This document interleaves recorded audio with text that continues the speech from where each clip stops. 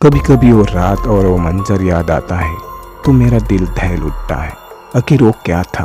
वो महज मेरा कोई खौफ था या हकीकत जिसे मैं आज तक भूल नहीं सका। जब भी वो वाक्य मेरे सामने आता है तो खौफ के मारे आज भी मेरे रोंगटे खड़े हो जाते हैं। उस रात की सारी घटना मेरी आंखों के सामने एक फिल्म की भांति चलने लगती है। भयानक और अंधेरी रात, ऊपर से सुनसान इलाका, बड़ा सा उजाड़ कमरा, फिर कंडक्टर की लाश का यूं ही मिलना। न जाने उस रात क्या होने वाला था, लेकिन हम उस रात सच में बच गए। अगर वो ना होता तो शायद हम सभी उस कंडक्टर के साथ अपनी जान से हाथ धो बैठते। लगभग 20 साल पहले की बात है। मैंने अपने परिवार के साथ जयपुर घूमने का प्लान बनाया। बेटा बहुत दिनों से जिद कर रहा था कि पापा मुझे राजस्थान घूमने के लिए ले चलिए। सो मैं उनकी बात मानकर उसे जयपुर घुमाने के लिए राजी हो गया। मैं, मेरी पत्नी रीमा और बेटा संयम घर से जयपुर के लिए रवाना हो गए। हमने 2 दिन में पूरा जयपुर घूम लिया, लेकिन मेरे पास अभी 2 दिन की छुट्टी और भी बची थी। तो मैंने सोचा क्यों ना आज मैं शरीफ होके आते हैं, क्योंकि हमारी ये प्लानिंग अचानक हुई थी। तो हमें जल्दबाजी में बस का सहारा लेना पड़ा। उस बस में और भी यात्री थे, खासकर बुजुर्गों की संख्या ज्यादा थी। हमारी जैसी केवल एक ही फैमिली थी। बस में यात्री कम ही थे, क्योंकि बस भी थोड़ी गचाड़ थी, इसलिए शायद उसमें ज्यादा यात्री नहीं बैठे होंगे। करीब रात के 8 बजे बस अपने गंतव्य की ओर रवाना हो चली। हम तीनों अपनी अपनी सीटों पर टेक लगाकर बैठ गए। संयम तो सो गया, लेकिन मुझे और रीमा को बीच बीच में हल्की हल्की झपकी सी आ जाती। एक तो वीराना और अनजानी जगह, ऊपर से गचाड़ बस मुझे अनकंफर्टेबल लग रहा था। ड्राइवर को भी शायद बहुत ही जल्दी थी गंतव्य तक पहुंचने की, इसलिए वो भी बस को तेज रफ्तार में भगाए चला जा रहा था। अंदर से डर भी लग रहा था कि कहीं वो बस को ठोक न दे, क्योंकि अंधेरा घना था। साथ में सुनसान सड़क के किनारे, जिन पर ना कोई घर दिखाई दे रहा था, और सड़क पर भी इक्का दुक्का वाहन दिखाई दे रहे थे। कुछ बुजुर्गों ने ड्राइवर को टोका भी कि बस की रफ्तार धीमी करो। कुछ समय तक तो उसने बस को धीमी रफ्तार में चलाया, लेकिन फिर कुछ देर के बाद उसने फिर से बस की रफ्तार बढ़ा दी। एक बुजुर्ग ने फिर से ड्राइवर को टोका कि बस की रफ्तार कम करो, लेकिन मना करने के बावजूद फिर से वो ड्राइवर ने रफ्तार बढ़ा दी। तब ड्राइवर ने जवाब दिया कि अंकल जी, जो मैं चला रहा हूँ वो बिल्कुल ठीक चला रहा हूँ। मैंने सुना है कि ये इलाका अच्छा नहीं है, बहुत ज़्यादा खतरा है इस जगह पर, और हम इस इलाके को जितनी जल्दी पार करके आगे बढ़ जाए उतना अच्छा है। ड्राइवर की बात सुनकर सब ने कहा कि चलो ठीक है। बस तेज रफ्तार से आगे बढ़ रही थी कि तभी एक तेज आवाज के साथ बस का थोड़ा संतुलन गड़बड़ाया और बस थोड़ी दूर जाकर रुक गई। अब सब डर गए कि अचानक ये क्या हुआ। इतना खतरनाक इलाका और बस का रुकना, किसी का भी जी डर जाएगा। ड्राइवर ने अपनी टॉर्च जलाई, बस के नीचे उतरा और उसने देखा कि क्या बात है, बस को आखिर क्या हुआ है, वो रुकी क्यों। कुछ देर तक इधर उधर देखने के बाद बस के पीछे और के 2 पहिए पंचर हो चुके हैं और बस में एक्स्ट्रा पहिया भी नहीं है जिससे उसकी मरम्मत हो सके। अब क्या किया जाए, सभी सोच में पड़ गए। रेतील अनजान जगह, अमावस की गहरी काली रात, जंगली जानवर का डर और बस का यूं खराब हो जाना, सबके तो जैसे होश ही उड़ गए थे। अब क्या करे क्या ना करे, किसी को कुछ भी समझ में नहीं आ रहा था। तभी कंडक्टर को थोड़ी दूर एक रोशनी दिखाई दी।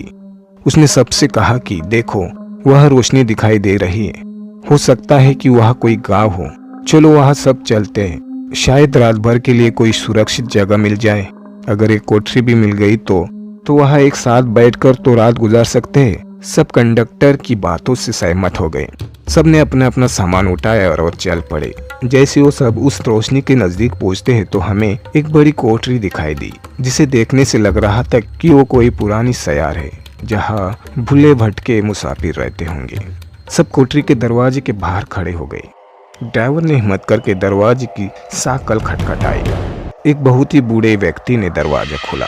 उसके सिर पर एक बड़ी सी पगड़ी थी, गले में पुराने जमाने का कोई आभूषण था, कानों में कुंडल पहन रखे थे।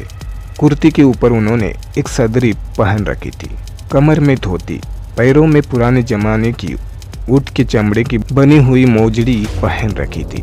और हाथ में एक बड़ा सा लट्ठा ले रखा था। उसे देख के कुछ अजीब ही लग रहा था। तभी कंडक्टर ने बड़ी हिम्मत करके कहा, ताऊसा बस पंचर हो गई है। हम सबको रात गुजारने के लिए अगर आपकी कोठरी में थोड़ी जगह मिल जाती तो बड़ी मेहरबानी होती। उस कोठरी के मालिक बोले, डरने की कोई ज़रूरत ना है, ये सयार तो मैंने भूले भटके मुसाफिरों की मदद के लिए तो बनाई है। मैं चौधरी मुशेर सिंह, हमारी घरवाली धन्नो ही मुसाफिरों की ख्याल रखते हैं। जो हम दोनों से बन पड़ेगा तो आपकी मदद करेंगे।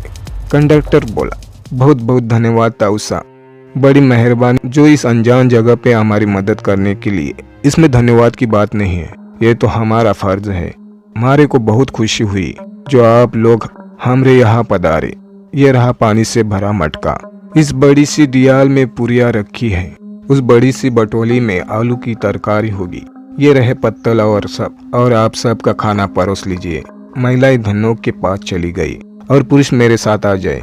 जल्दी से सब खाना खा लो और जिसे बाहर का काम निपटाना हो वो निपटा के आए, क्योंकि 12 बजे के बाद कोई बाहर नहीं निकलेगा। ना मैं किसी को बाहर निकलने दूंगा और कोई भी इसका कारण नहीं पूछेगा। सबके पास अपने अपने हथकड़ी होगी। समय के अनुसार काम करके सोने के लिए लेट जाओ। ये रहे कंबल, सब बिछाओ। हम सब ने चौधरी सुरेंद्र सिंह की सारी हिदायतों के अनुसार काम किया और कंबल बिछा कर लेट गए। जिनके पास अपने अपने शॉल और चादर थे वे सब ओढ़ कर लेट गए। क्योंकि मेरे पास ओढ़ने वाला बड़ा कंबल था, इसलिए मैंने बेटे को अपने साथ सुला लिया और मेरी पत्नी औरत के साथ अपना शॉल ओढ़ कर लेट गई। चौधरी जी ने एक बार सबको बाहर न जाने की हिदायत दी और सबको सोने के लिए कहा। लगभग 12 बजने के बाद न जाने कंडक्टर को क्या सूझी, उसे बीड़ी पीने की तलब लगी और वो बाहर चला गया। चौधरी जी ने उसे बहुत रोका लेकिन वो नहीं रुका। कंडक्टर के बाहर जाने के बाद चौधरी जी ने कोठरी के दरवाजे बंद किए और साथ में पटरे की मदद से किवाड़ को मजबूती से बंद कर दिया कि कोई भीतर भी ना आ सके, और सारे रोशनदार और खिड़कियों को बंद कर दिया। कुछ देर के बाद बाहर से और डरावनी आवाजें आने लगी। साथ में कंडक्टर की भी आवाज सुनाई दी। वो चिल्ला चिल्ला कर बचाओ बचाओ चिल्ला रहा था। कोठरी के कुछ लोग कंडक्टर की मदद के लिए बाहर जाने लगे, लेकिन चौधरी जी ने उन्हें सबको ये कहकर रोक दिया कि अगर सब बाहर जाएंगे तो सर्वनाश हो जाएगा। वो शैतान अगर भीतर आ गया तो हम में से कोई जिंदा नहीं बचेगा। सब अपनी जान के विषय में सोचकर पीछे हट गए। फिर चौधरी ने सबसे कहा कि अपने अपनी जगह पर लेट जाए और उनकी बात मानना हम सब की मजबूरी थी। हमने सबने वही किया जो चौधरी जी ने कहा था। एक आधा घंटे के बाद सबको नींद आ गई। हम सब सुबह जगे तो वहां का मंजर देखकर दंग रह गए। सब रेत पर लेटे थे और वहां से कोठरी गायब थी। केवल हम लोगों का सामान ही पड़ा था। वहां दोनों समाधियां बनी थी जिन पर चौधरी सुमेर की और धन्नो सिंह लिखा था। हम सब यह देखकर हैरान थे कि आखिर रात को जो हुआ था वो ख्वाब था या हकीकत। तभी वहां से चरवाहा अपनी भेड़ों के साथ निकला। उसको हम लोगों ने सारी बात बताई तो उसने बताया कि वो बहुत समय पहले एक सराया हुआ करती थी। उसकी रखवाली चौधरी सुनेर सिंह और उनकी पत्नी धन्नो किया करते थे और उन दोनों के स्वर्गवास के बाद आज भी उनकी आत्माएं भटकते हुए मुसाफिरों की मदद करने आती है। इस इलाके में बहुत ही शैतानी आत्माएं रहती हैं जो लोगों का कत्ल कर देती है, लेकिन सुमेर सिंह और उसकी पत्नी अच्छी आत्माएं हैं, इसलिए वो लोगों की मदद करने आ जाती है। ये सब कहकर चरवाया वहां से चला गया, लेकिन हम सब मुंह और आंखें खुली की खुली रह गई। फिर हम सब ने अपना अपना सामान उठाया और बस की ओर आए। देखा तो वहाँ कंडक्टर की लाश लहूलुहान पड़ी थी। वो सब देखकर हमारा दिल दहल गया। थोड़ी देर के इंतजार के बाद वहाँ से दूसरी बस गुजर रही थी और हम सब उसमें बैठकर अपने गंतव्य को रवाना हो गए।